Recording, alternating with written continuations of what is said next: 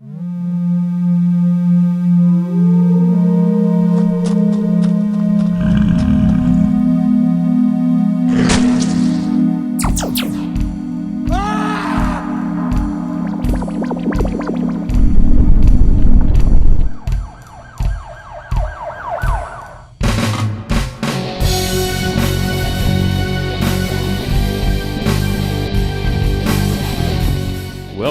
to the Shade Chronicles, an anthology-style podcast featuring short works of fiction and serial prose, specifically with a sci-fi and horror flavor.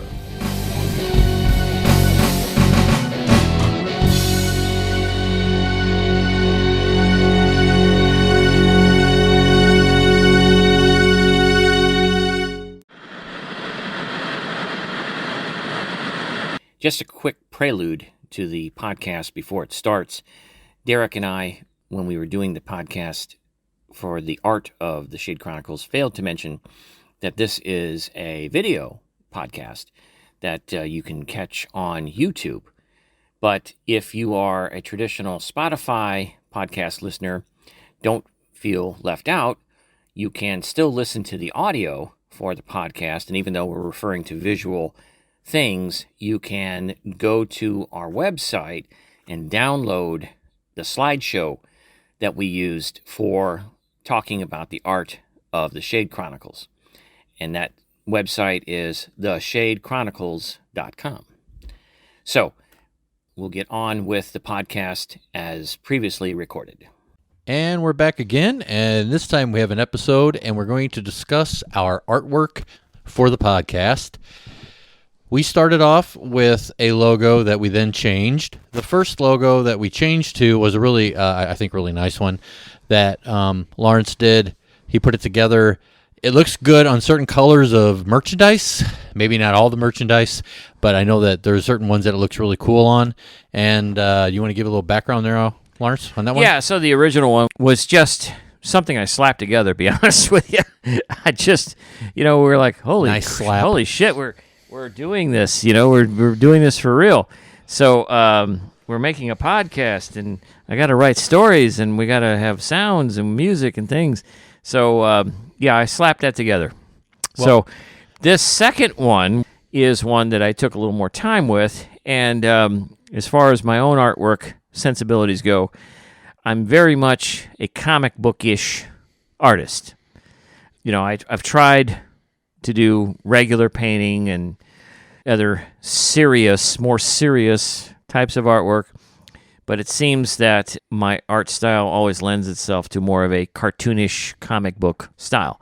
It's a style, yeah. Yeah. It's a good style. It's just what I'm comfortable with. I have fun with it. And I'm also a little too literal. So I'm thinking, I get you. When I'm thinking, okay, the Shade Chronicles, it's a podcast, so guy's got to have a microphone in his hand. Agreed, yeah. Can't be something a little more ethereal, a little bit more intellectual, and maybe you have to connect the dots in a more mystical way. No, I give you a microphone right in his hands and the little recording sign in the background.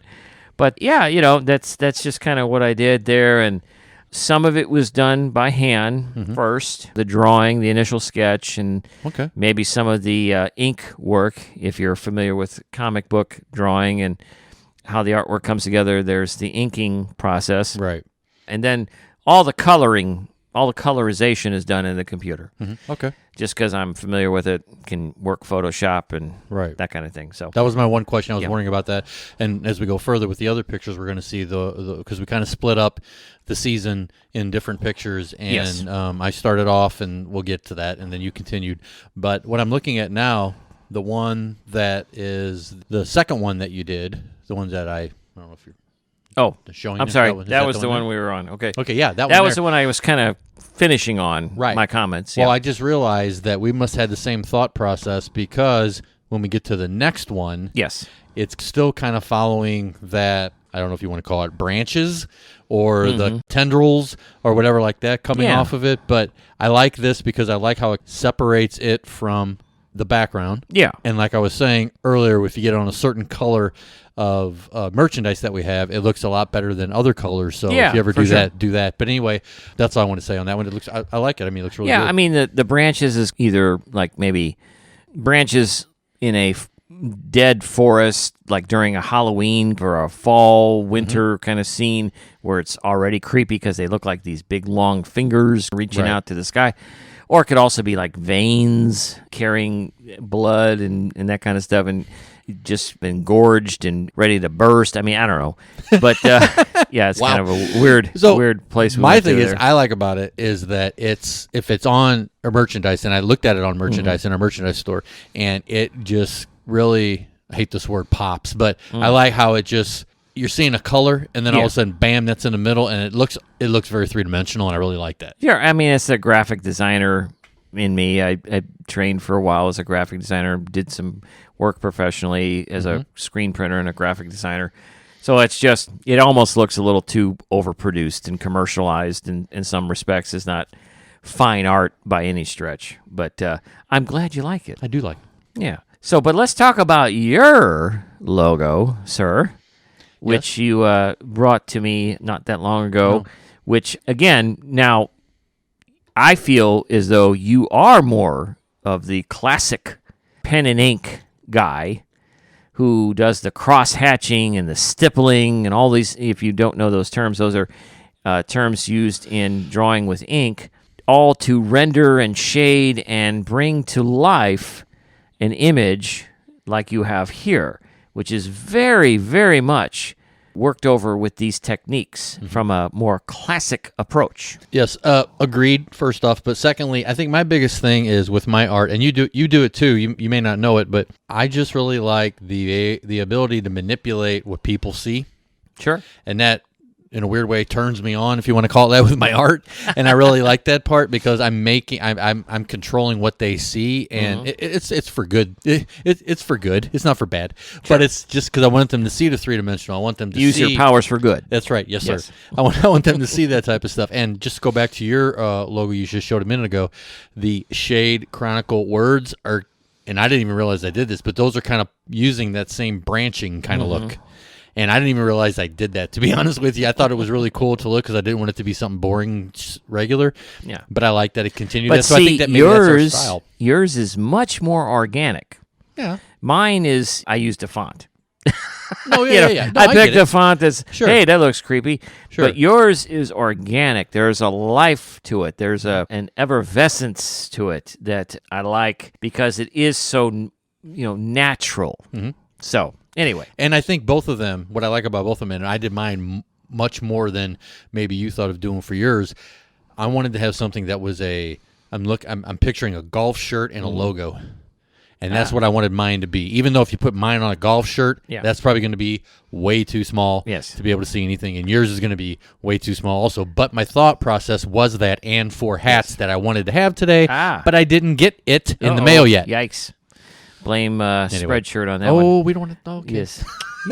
Hey, it's all right. We still love them. We still get our stuff from them. We do. I got to say, though, the microphone, while I appreciate the intense rendering of it, it does look a little bit like a black penis. I'm just going to say, there's a little bit of that going on there, too, which, that's a different crowd. My, this is kind of breaking down walls here. My son, his wife, their two kids, they bought the shirt with my logo on it. And my son said, now everybody has a shirt with a black man's member on it. And that's so funny that you said that. I'm not good with microphones. I'm sorry. No. I mean, I love the fist action there. We need to really do a palate cleanser. Excuse me. I love the way you rendered it. Thank you. And I'm very impressed with it. And that was merely just me being humorous. So no real judgment there on whether that looks like what you say it is or not. So what I say. All right. How about we get into some of the artwork you made for the episodes? So I got to tell you, the first one right out the gate, His Nightmares, strong. I love that. So in case you guys don't know this, or if you're listening in Austria or something like that, Derek and I have tried to be all kinds of creative, entertaining kind of people for most of our lives. And, of course, we had to work regular jobs because that didn't work out. But, whether it's trying to get a job as a comic book artist or as a graphic designer or as an artist for various fine art or entertaining, illustrator, whatever stuff we all went for. We've done this, tried to do this for years, and the artwork that we have created, while it's been mostly for our own personal enjoyment, there are some things about it that I feel is worth looking at and checking out. And this one is one of those. I mean, his nightmares, I think you pulled off exactly what you were going to do there with the story. I look at this and I say, yes, this is perfect for the story about a guy who, spoiler alert, if you haven't listened to it, he's the devil, and he's having nightmares. Yeah. This is perfect for that, and I love the ink work that you've done here. It is artistic, it's classic in its rendering, and it is very much chaotic in that, nightmarish kind of way. Yeah. Well, with all of my art that you'll see, my style is a lot of black and white. I do like doing the black and white rendering type of stuff, but I can't remember the name of the artist. Maybe someday I'll tell everybody, but it was a artist that did a lot of black and white, and then she had one part that was color. And if you notice in his nightmares, it's just his eye is red. Yeah, exactly. And perfect. I don't know if you want to go through the other pictures while I'm doing this in the sense of the editing part of it, but the next one was a story Lawrence did, Deadhead. I did the blue on the door. The face is, I'm not really happy with it, but it's a zombie, so give me a break. The next one was resetting the Doomsday Clock, so the cloud is kind of got the color to it. In the basement, that was one that has the light bulb above. Now, the in the basement one, I'm going to just stop you there for a second. Again, for setting the mood, for setting the tone of what you're about to see or hear, I should say, because it's a podcast, right? Yeah. That drawing is perfect in my mind because, again, you've got this descending staircase into a darkened room, a single light overhead, which is referenced in the story, and the way the title is incorporated onto the stair-step treads there, just, again, nicely done. I am very much a fan of that piece. Yeah, I like the dimensional part of that because I really like that part. And then, that one was really good, and I wanted to make sure that the light bulb lost its light going any further down because it's a very dark story. Yeah. And then if we continue, Killer Ad. Yes, Killer Ad. It's a radio. That was more or less because of the storyline and whatever like that. And my thing of that was that took me probably a lot longer than it should have, but I really wanted it to look good, and I really like doing those things, but it's kind of not really what you want to do every time you have a podcast coming out. So, well, you know what it reminds me of? So, growing up, I did this is going to be something that, unless you're old, you won't really know what I'm talking about, a correspondence course for art. Oh, okay. You know, if you are of a certain age, you may remember looking through a magazine or a publication. Let me say it. Please. Draw Tippy. Was a turtle. And the TV was guide. Was it a turtle? Yes. Okay. Yeah. Draw Tippy. And if you could draw Tippy and you sent it to these guys who challenged you to draw Tippy, they would say, hey, you're amazing. We could train you to become a world-class artist if you just sign up for our $10 billion correspondence course. Wow. Which I did. And he came to your house. So this is all pre-internet kind of stuff. He came to my house. I was going to say. A salesman came to the house. It can be another story, but when he told me this story when we were younger, it was freaking amazing and scary at the same time. Yeah. And he sounds like every salesman you would have thought of in the late 80s, early 90s. You thought he was selling insurance. But go ahead, I'm yeah, sorry. Exactly. So anyway, this looks like one of the assignments you would have had to do for this correspondence course, because they were thinking that you were going to be a commercial artist or a graphic designer, as it would be called later. I don't know what the hell they call them now, but somebody who would draw for the purposes of selling stuff. Right. Yeah. Yeah. And that's like product placement type product kind of artwork. Yeah, exactly. And that is a drawing that reminds me of that. But I love the fact that it looks like that. And again, very old school it's about the story is very intense about the radio, and it's play or importance in the story. Yeah, it's very important. Yeah. Yes. So kind of going next with the next one, Instant Karma. That one, it kind of looks like I dialed it in, unfortunately, but I was trying to get that face was the main thing I was mainly thinking about. And then, and a lot of my stuff, I don't want to tell the story in the picture. Yeah. Now, you talked about being literal, and I'm not going to ever say that your stuff is literal going to ruin the story, because we'll get to your artwork, and I do see the essence of not saying the whole thing. But this one here was one that I really went on the other side of, like, I'm not doing anything that tells them what the story's about. Just really weird, which is fine. I'm fine with it. So I got to ask, though. Yeah. I don't think I asked you this before. The guy's face, is that the universe or the guy in the story who's having all the trouble? Universe. That's, yeah. You know, that was my interpretation initially. Yeah. That's what I thought it was. And yeah, I think it fits. Yeah. And then going to the next one, Bone Stock. That one was a really short story. Probably could have been longer. I really liked it because I liked where it came from, and I like its simpleness. Other than I really did work really hard on the bone, the B and the T for looking like bones. Yes. But I really like it, and I'm like, okay, well, I do this black and white with a little bit of color, and I got to put some color in there. So there's a little red cut there. It looks like it's a slice. But I have no idea how you did that, by the way, but that's still, you know. Oh, the slice? Yeah. Oh, okay. The red. I'll show you. It's some kind of stippling magic. It is what you did. Yeah. And the face is kind of be more of the main character, the story, the child. Yes. That was more of very albino, white, whatever. Yes. And then the cheekbone thing on that right-hand side there, or left if you're looking at it, was to show the bone part. And then going to the next one, Pirates of Luna. Yes. I really like that one a lot, other than I didn't maybe do great with the text, even though that's done by hand. Actually, I like that. Thank you. do like I really like the technology part of it, and I wanted it to. I wanted the. I don't know if you noticed it, but the technology part is also face. You know, I just now saw that when you said that. You kind of see it when you look at it. Because the patch, right? The patch covers the eye. Right. Yeah. But the left side, the technology and he's part got a little twisty goatee thing going and then there. I got a little bit of the nose going down there. And then, the goatee, that's where the color came into. Gotcha. And so now I see that, too. I didn't notice that before. Yeah, so that was a lot of subtle stuff, but I really liked it. And then KK's journal, basically, that's just kind of a representation of someone having the journal and checking off stuff. And on the left-hand side, that is actually, in the story, the tunnels underneath the town. That's what that one would have been there. Okay. Yeah, I like that one, too. Right. I like the fact that it's the bookmarker that has a little bit of color in there. Yeah. So, and the fact that you kept it consistent through all the drawings, that there was just one element that would have the color in it, that was I what think was is a smart move there.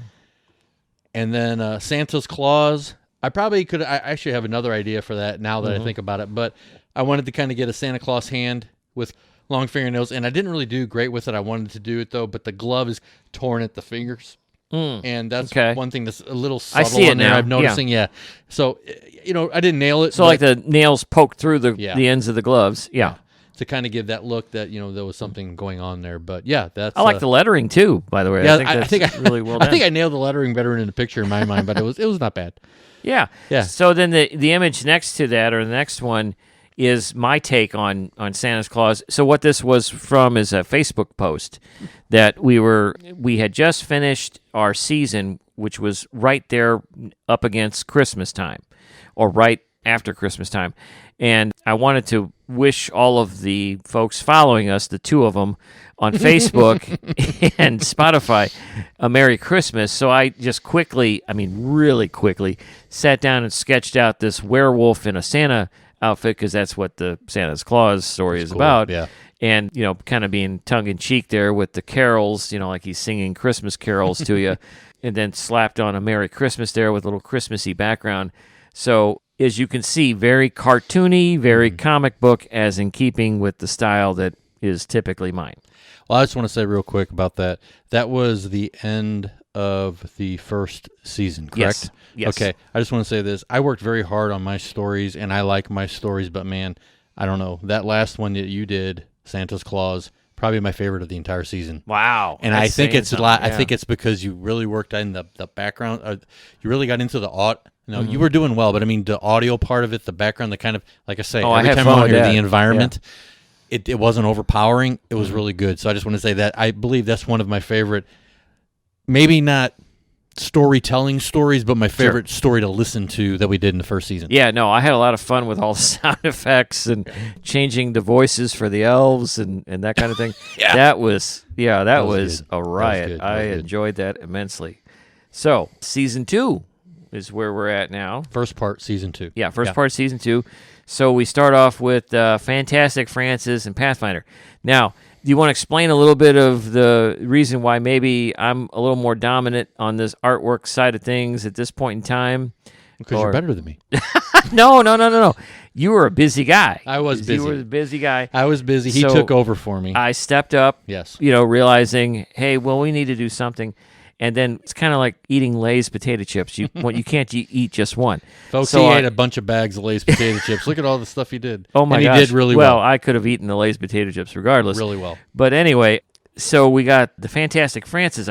I'm like, I love these mice. I love the story about the mice and how they take on this massive demon rat or whatever and help out poor old Francis with his situation, even though his house is destroyed. But, and I sat down and sketched out the mice, or at least a mouse on this particular drawing, and the cell phone, how it incorporates into the story.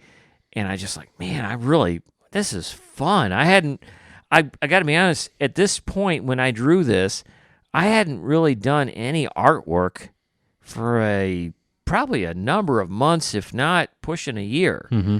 And, I'm a guy who tried all my life early on to be an artist of some repute. And then when that didn't happen, or at least didn't happen to my satisfaction, I moved on to other things. But when I did this, I'm like, wow, this is fun. Let me interrupt you real quick. Yeah. Did you ever, and this is kind of, I don't care if they want to hear this or not. Sure. Did you ever do art for somebody else a lot, or was it more or less you were doing art for your own stuff? Well, in my 20s, when I was making my last-ditch effort to become a comic book artist, I did a lot of artwork, but it was mostly for me trying to do that. Right. But at the same time, I'm working as a graphic designer. But here, hold on. Yeah.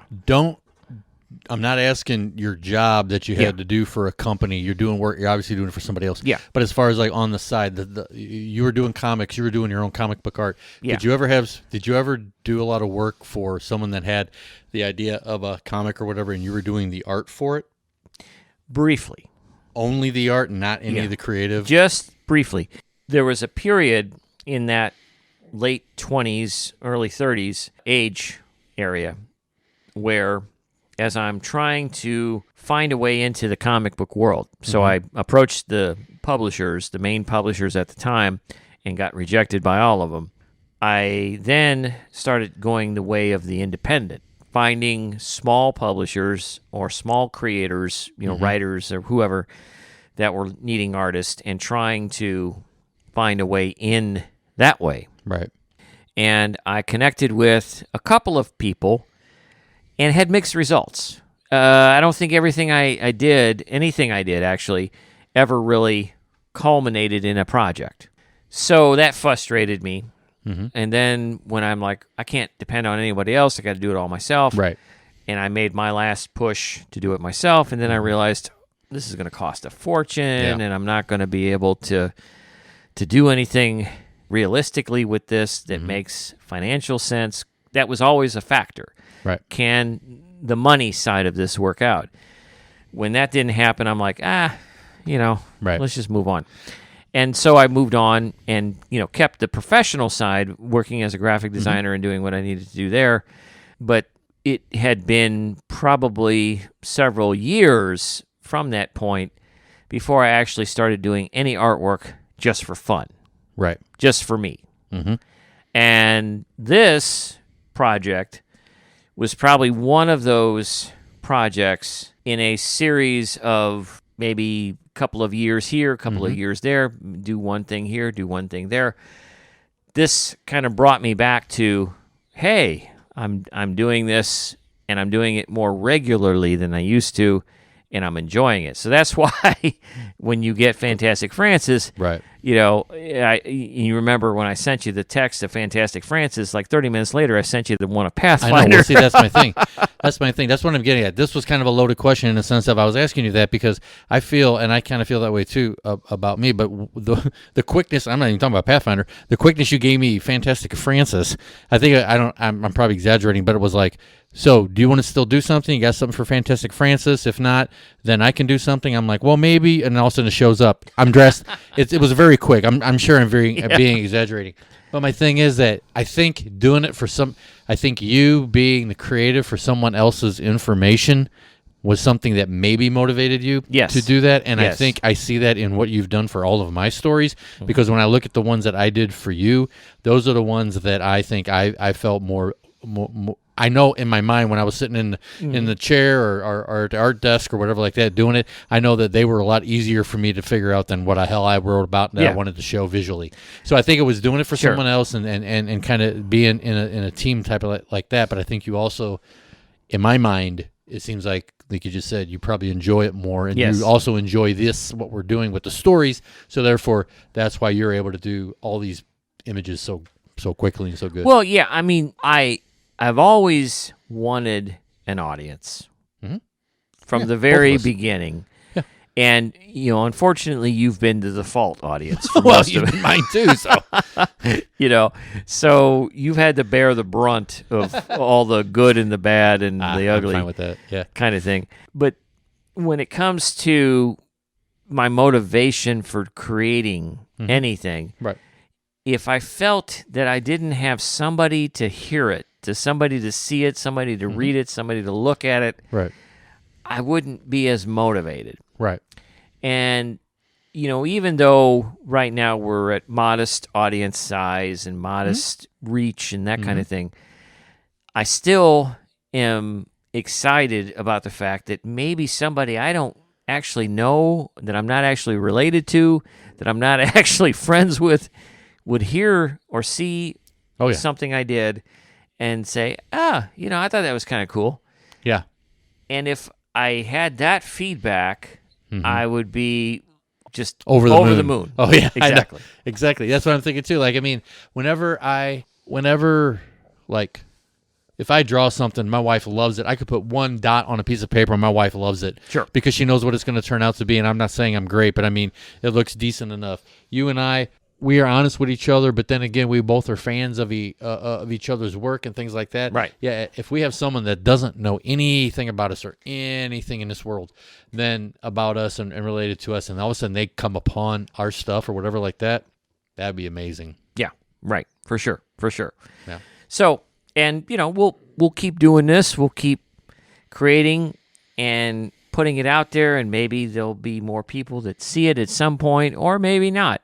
But at least we are doing something that satisfies the soul. And definitely. I think that's been missing in my life for a long time, is Mine too. I haven't done anything to satisfy the soul. I've done things to satisfy the paycheck or satisfy the family, and that's important. Yeah. No question. But I got to do something to satisfy the soul. Folks, this is obviously for us. So we hope you enjoy it too. So we move into some more of the artwork from Season 2. We talk about Blood Undertow and the Shooter. Again, all of these things are very comic book-ish because I did them for the artwork there. One thing about Blood Undertow I'll say is I've always been a fan of perspective. Anytime I can show a body coming towards you or moving away from you in using extreme perspective, I have fun with that. So I really enjoyed putting that one together. But the rest of them, Shooter, Risley's Beacon, those are very comic book heavy-esque type drawings. I think Escape Week, maybe I took a break on being very comic bookish, but I also borrow a lot of images right. online and then alter them and do things to them. And Escape Week was kind of a compilation of some things I put together. So that is why it doesn't have that comic book feel. But then you go into Perfect Day, you got another comic book drawing essentially going on there. Social Serial. Love the blood. Yeah, that was something I found and made to work to our purposes. Again, with the cell phone, I enjoyed creating the screen though for the cell phone, which was the following up social media page, and trying to create a social media site. That's nice to go along with the story. I didn't even notice there. That. You didn't see that before? Okay. Well, devil's in the details, right? So I should look at stuff. That's what that was about. I like that. Word Travels, again, compilation of different images, playing around with some filters in Photoshop and having some fun with that. Visitor, that one, because it's my story, I had a little bit more of an insight to how I wanted that one to come off. I knew that the Chinook helicopter, which I mentioned a few times in the story, was a prominent thing that I wanted to have that image in there. And then the mountain range in Austria, I wanted to make sure that there was some representation there of the mountains. So, and nothing against the other pictures, but it's clean and perfect to that in the sense of, because and you've drawn for your other stories you did too, like Perfect Day, sure, and the Shooter. But that one there, the Visitor, I know that one's something that you're really, really into, and I think everything on it just, now that I know the story, tells me the entire story. But if I didn't see it ahead of time, I'd want to read the story. Sure. And it's a little less comic bookish too, so that was something else I was proud of. I finally broke the cycle of just drawing comic bookish type artwork and had something a little bit more, what I would consider more of a cover of a novel. Yep, kind I was of going to say that. Yeah, more picturesque. First, I was going to say movie poster, but nope. Yeah. Novel. Yeah, I think that's probably close to it. Yeah. Then we get into Derek returns with his artwork on Gorilla Position, and we start combining. Yes, it's a collaboration now. Yeah. So Derek provides me with the line drawing of Gorilla Position. Mm-hmm. And I go ahead and do the coloring and filling in some of the details there. Great job. So I think together it pulled it together in a nice way, and also got the point across of what this was going to be about, the story was going to be about. Then we get into The Last Bazaar, which I think is an amazing picture.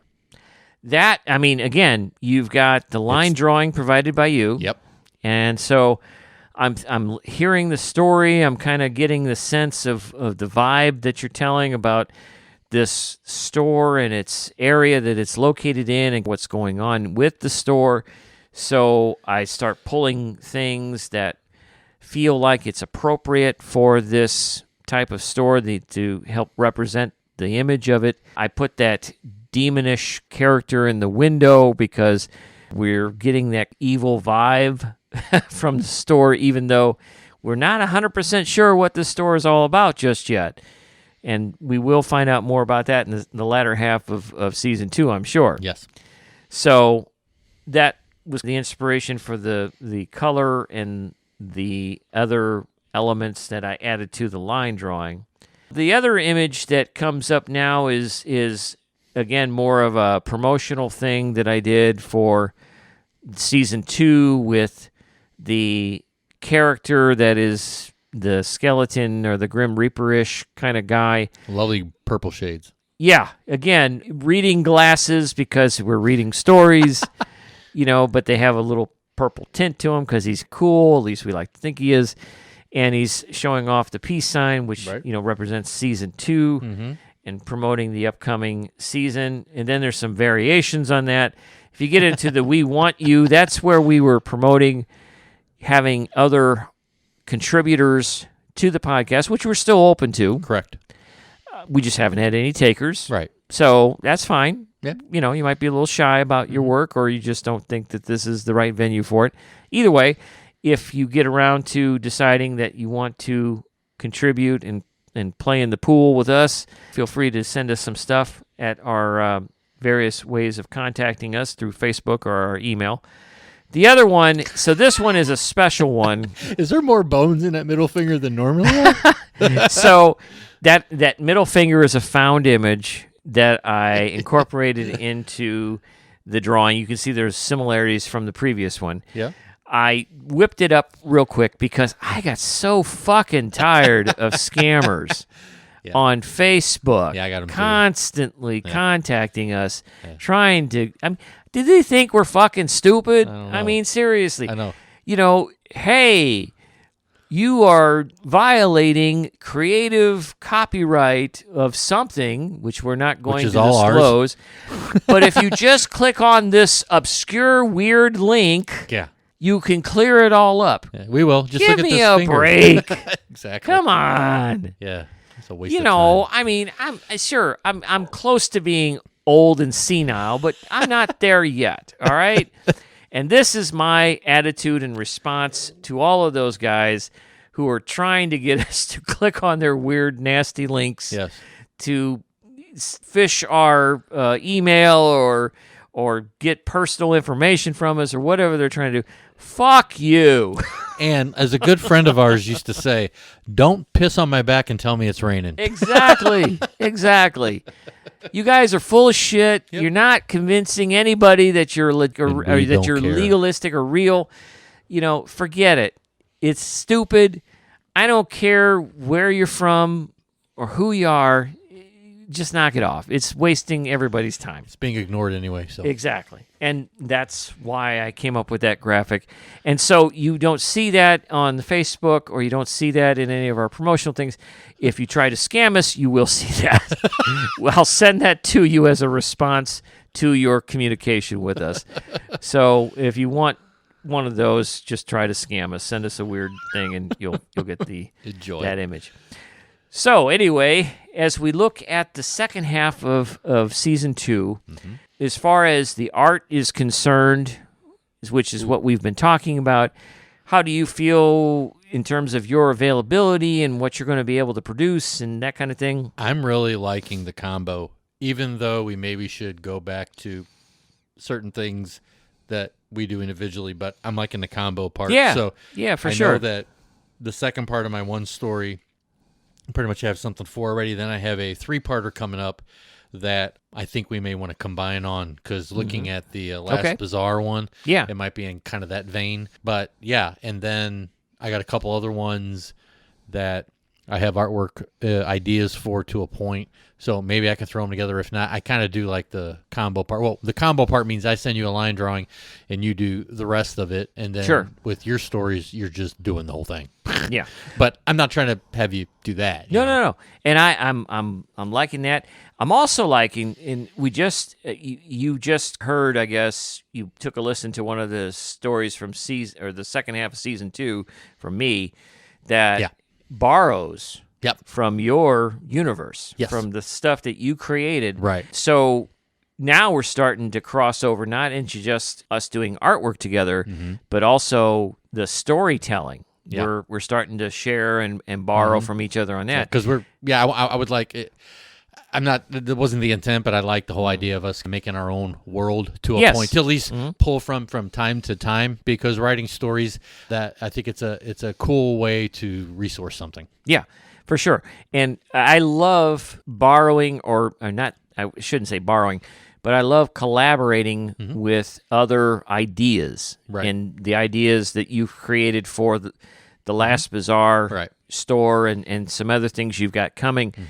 I can see me dipping my toe into that water and helping to spin off little eddies from that and create other things that support and help define that universe. Yep. And then I think also what's going to happen too, we discussed it and we're maybe going to go into more detail about it in behind the scenes, is that we are going to combine on our last story of this season to make one story, but it's going to be us collaborating on it. So not only art, but we're going to collaborate on a story. Yeah, absolutely. That sounds great, and I'm down for that. So we're 40 minutes into this. Whew. It's probably one of our longer podcasts. We'll edit it. We appreciate you listening and having any interest in whatever it is we're doing whatsoever. So do you have any last thoughts to wrap us up? No, I'm just looking forward to starting next second part of the second season. I have some recording to do and some more writing to do, but I'm really comfortable and confident about it all. And now apparently I'm thinking more about art. So yes, absolutely. Do that. And for myself, I'm excited not only about what's coming in the second part of the second season, but also some of the auxiliary projects that we have talked about. Stuff that's coming that's related to the podcast, but outside of it as well. So be looking for that, and of course we'll tell you all about it when we get there. So again, for the Shade Chronicles podcast, I'm Lawrence Trokey. I'm Derek Leftridge. And we thank you for listening. Take care. We'll catch up with you very soon. Goodbye. Thanks again for listening to the Shade Chronicles. For comments or inquiries, you can contact us at shadechron@gmail.com. That's SHADECHRON@gmail.com. Visit us on Facebook, Twitter, and Instagram. You can also get more information at theshadechronicles.com. The Shade Chronicles podcast is the creative property of Derek Leftridge and Lawrence Trokey. Stories in this podcast were the sole creation of Derek Leftridge and Lawrence Trokey, respectively. Any attempt to replay for broadcast or distribution portions of any episode of the Shade Chronicles without the prior written consent from the creators and/or significant compensation is strictly prohibited. Shame on you for even thinking about it in the first place. Thanks again for listening. Tune in next time for another episode of the Shade Chronicles.